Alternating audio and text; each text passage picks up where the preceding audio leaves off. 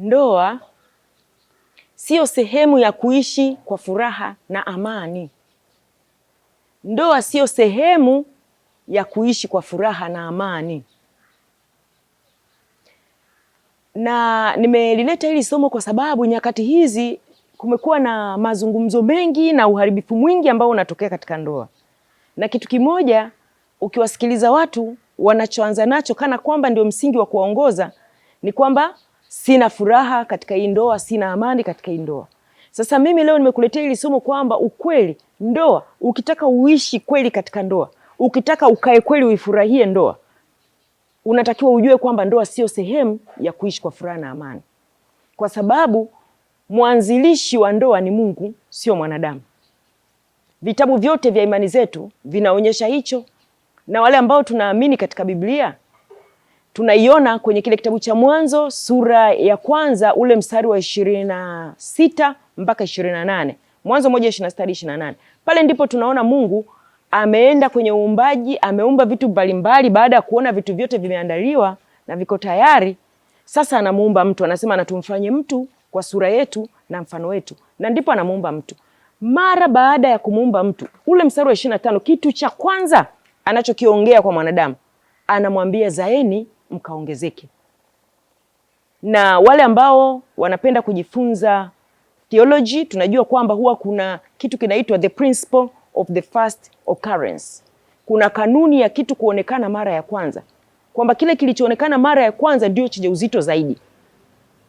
Kwa hiyo mtu baada ya kuumba, cha kwanza kinachotokea, zaeni mkaongezeke. Kwa hiyo hakuna maelekezo pale kwamba sasa baada ya kuumbwa Adam na Hawa, nyinyi ni ndoa, Mungu kaisha waunganisha, hawaambii nendeni mkaishi kwa furaha na amani.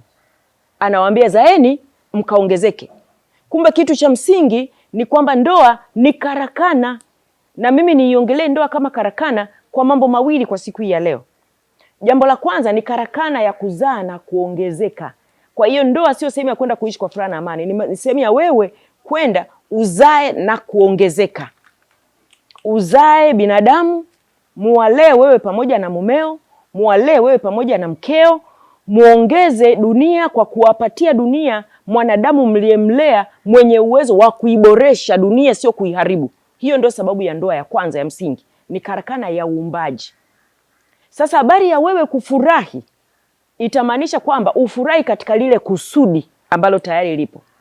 Ufurahi kwamba, kwa mfano, furahi siku umebeba mimba. Ukibeba tu mimba, fanya sherehe kabisa. Furahi sana, furahia kwamba sasa nimebeba mimba baada ya kufunga ndoa na mume wangu, baada ya kufunga ndoa na mke wangu, sasa sisi ni wajawazito. Fanyeni na sherehe, mfurahi sana, mjitoe out, furahini sana. Furaha ni katika lile kusudi ambalo ndoa ni karakana ya nyinyi kuweza kuzaa na kuongezeka. Sasa furahia mimba, furahia siku ya kuzaa mtoto, fanyeni sherehe kubwa, furahia siku ya birthday ya mtoto mwakani, furahieni namna hiyo. Furaha ni katika lile kusudi, sio katika wewe, yani kwamba kunapotokea mambo mbalimbali yanaendelea usio unajiuliza kwamba je, mimi najisikia furaha na amani. Jiulize, mimi nafurahia nini? Kama unafurahia katika kusudi kwamba ndoa ni karakana, unafanya kitu sahihi. Kama unataka kufurahia katika kusudi wewe unajisikilizia ndani, unaweza ukasikilizia ndani, wakati mwingine kuna nguvu nyingine zimeisha kuvaa huko ndani, alafu kumbe kuna kwa kitu ukafurahia kitu, kumbe unachofurahia ni uharibifu. Wako watu wanachofurahia ni madawa ya kulevya. Yaani akijichunguza ndani yeye, je, nina furaha na amani? Itakuwa kwamba hapana, leo sina furaha na amani kwa sababu sijapata kitu fulani ambacho ni madawa ya kulevya au bangi au kitu fulani. Unaona kile kitu ni uharibifu, lakini ndio furaha na amani ya kwake yeye. Kwa furaha na amani uipime katika kusudi kwamba ndoa ni karakana. Ukijiuliza una furaha na amani kwenye ndoa yako, jipime katika kusudi kwamba ndoa ni karakana kwanza ya kuzaa na kuongezeka. Nataka niwatie moyo hata wewe ambaye labda mmefunga ndoa lakini neema ya Mungu ya kuwapatia ujauzito bado haijaja. Furaha na amani iwekeni bado katika kuzaa na kuongezeka. Na ndio maana ushauri ambao huwa tunautoa, angalieni kama wote wawili mume na mke mna amani, kachukueni hata watoto yatima, wawekeni pale ndani, kwa sababu hilo ndio kusudi. Furaha na amani inatakiwa iwe katika kusudi, sio furaha na amani unayoitafuta ndani yako. Unaweza ukatafuta kama umeshavamiwa na nguvu nyingine na mitazamo ambayo ni hasi, ndio unaweza kufurahia maangamizo yako mwenyewe. Wewe furahia katika kusudi. Ndoa ni karakana. Lakini jambo la pili, ndoa ni karakana ya kukuboresha wewe. Ndoa ni karakana ya kuzaa na kuongezeka, lakini ndoa ni karakana ya kukuboresha wewe. Na hili tunaliona kwenye kile kitabu cha Mithali ile sura ya 27 mstari wa 17. Chuma hunoa chuma, na ndivyo mtu aunoavyo uso wa rafiki yake. Chuma hunoa chuma, na ndivyo mtu aunoavyo uso wa rafiki yake. Kumbe marafiki wanapokuwa pamoja kwa karibu, yani chuma ili kinoe chuma kingine, maanake lazima viwe karibu kama vinasuguana hivi. Ndio kimoja kinanoa kingine, ndio vinanoana vyote. Kwa hiyo rafiki aliye karibu sana na wewe, hakuna rafiki atakayekuwa karibu na wewe zaidi ya mume wako, zaidi ya mke wako. Kwa nyinyi wawili, ndoa ni sehemu ya nyinyi kuweza kunoana, kila mmoja awe sharp, kila mmoja awe anafaa. Kwa hiyo zile tabia tulizonazo ambazo huwa tuko nazo wakati mwingine hazionekani, tunavyoingia kwenye ndoa, ule ukaribu tulionao na mume na mke, ndio zile tabia zinajitokeza.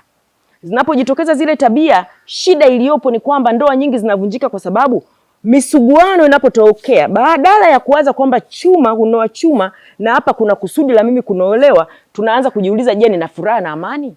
Na ndio maana nimekuja na hili somo. Ndugu yangu. Kama leo hii unapitia kwenye msukosuko, kuna misuguano kwenye ndoa yako, acha kukaa chini na kujiuliza mbona sina furaha na amani kwenye ndoa, kwa sababu hilo sio kusudi la ndoa. Jiulize kwamba hivi kuna nini kinanolewa kinatakiwa kuondoka kwenye tabia zangu. Ukiona tu kuna msuguano, kumbuka chuma hunoa chuma. Kuna nini kinatakiwa kuondoka sasa hivi? Sasa hivi kitu gani kinatakiwa kuondoka kwenye huu msuguano kati ya tabia zangu? Na vinavyonolewa ili kuondoka, yani chuma kinavyonolewa kinaenda kung'aa. Maana kinachotolewa ni kile kichafu, ni kile kiovu, ni kile kibaya, kinabaki kile chuma kizuri. Kwa hiyo hata wewe kinachotakiwa kuondoka sio kitu chema, ni kitu kibaya. Maana mara nyingi ni ajabu sana nyakati hizi unakuta mtu akipitia msuguano kwenye ndoa, anaanza kusema hivi, kuna nini natenda ambacho ni chema kinamfanya huyu mtu ananichukulia poa. Kwa hiyo anaanza kuacha vitu vyema. Hilo sio kusudi. Kusudi la chuma unoa chuma ni kuondoa vile viovu. Kwa hiyo sasa ukishaona tu sasa hivi tuna msuguano kwenye ndoa yetu, kaa chini jiulize, ni nini sasa hivi kinataka kuondoka? Je, ni hasira? Ndani yangu kuna hasira zinatakiwa kuondoka? Je, ni kiburi? Je, ni maneno mengi? Je, ni kelele? Je, ni uchungu? Je, ni ubinafsi? Je, ni uvivu? Je, ni wivu umepitiliza sio wa kawaida? Je, ni masengenyo? Je, ni magomvi? Je, ni matusi? Hivyo vyote jiulize, kuna nini kinatakiwa kuondoka? Yaani ukiona msuguano tuweka chini. Usijiulize, je, nina furaha na amani kwenye ndoa? Acha hilo swali. Ndoa sio sehemu kwa furaha na amani, sio kusudi. Ila jiulize nini safari hii kinatakiwa kuondoka. Alafu kila ukikigundua kifanyie kazi hicho kiondoke. Kila mara msuguano ukija unajiuliza nini kinatakiwa kuondoka safari hii. Hicho kikiondoka unaendelea mbele. Safari inaendelea. Sasa furaha na amani unaipata wapi? Ni katika kukua na kuongezeka. Zaeni mkaongezeke. Kwa hiyo wewe unatakiwa uongezeke katika tabia njema. Yaani kwamba kama ulifunga ndoa mwaka huu, baada ya miaka 3, ujiangalie, je, nimeongezeka namna gani kwenye tabia zangu? Kwanza nimeongezeka namna gani kwenye uzao? Neema ya Mungu, umepata watoto umewazaa mwenyewe? Umepata watoto umeamua kulea, umemchukua wa ndugu baada ya kuona labda kuna mtoto kuchelewa kidogo, au umechukua mtoto yatima? Mimi nashauri mchukue mtoto yatima. Ndugu iwe option ya pili, kwa sababu ukimchukua wa ndugu baada ya muda watakuja kumchukua wenyewe, wataenda naye. Na wewe kuna muda utamhitaji mtoto wakati mwingine. Kwa hiyo ni vizuri ukamchukua yule ambao umemchukua kituo cha watoto yatima, anakuwa ni wa kwako. Unamlea, ni wa kwako mwenyewe, anatumia jina la mume wako, jina lako mwenyewe kama wewe ni mwanaume, huyo ndio mnamlea. Kwa hiyo muongezeke katika uzao huo. Lakini muongezeke, muangalie mnajipima mnaongezeka katika pengine mali pia kama Mungu anawajalia. Je, mnanunua viwanja? Je, mnanunua mashamba? Je, mnatanua mipaka yenu? Mnaendelea kuongezeka, mnanunua maeneo? Mnaongezeka namna gani? Lakini pia je, unaongezekaje katika wema wako? Ukipima miaka 3 iliyopita toka ulipoingia kwenye ndoa, miaka 5, miaka 10, mwaka jana hadi mwaka huu, je, kuna hasira ulikuwa nayo sasa hivi haipo? Je, ulikuwa ni mtu wa kelele nyingi sasa hivi hazipo? Je, ulikuwa umeongezeka katika mlikuwa na magomvi sasa hivi ugombani tena na watu? Hayo ni maongezeko yanayotakiwa sasa. Na furaha yako inatakiwa iwe katika maongezeko hayo. Iko katika maongezeko ya ningeweza kuita utakatifu. Furaha yako iwe katika maongezeko ya utakatifu. Mwaka ukiisha pima, nimeongezeka vipi katika utakatifu wangu? Na ndoa ndio kusudi la msingi, ni karakana ya wewe kuzaa na kuongezeka, ni karakana ya wewe kunolewa kwa maana ya kuondoa tabia mbaya. Tukifanya hivyo, yani sasa hivi hizi ndoa mambo kila siku ni watu ukienda mahakamani wako kibao ni kutaka tu kuvunja ndoa. Hivi vitu vitaisha. Hivi vitu sio kusudi la Mungu. Hivi vitu havipendezi Mungu wala wanadamu. Hivi vitu ni uharibifu. Ila tuangalie kusudi hili, tutaweza kukaa vizuri katika ndoa zetu. Kwamba ndoa sio sehemu ya kuishi kwa furaha na amani. Furaha na amani ni matokeo ya kutenda yale Mungu anayotaka ndani ya hiyo ndoa.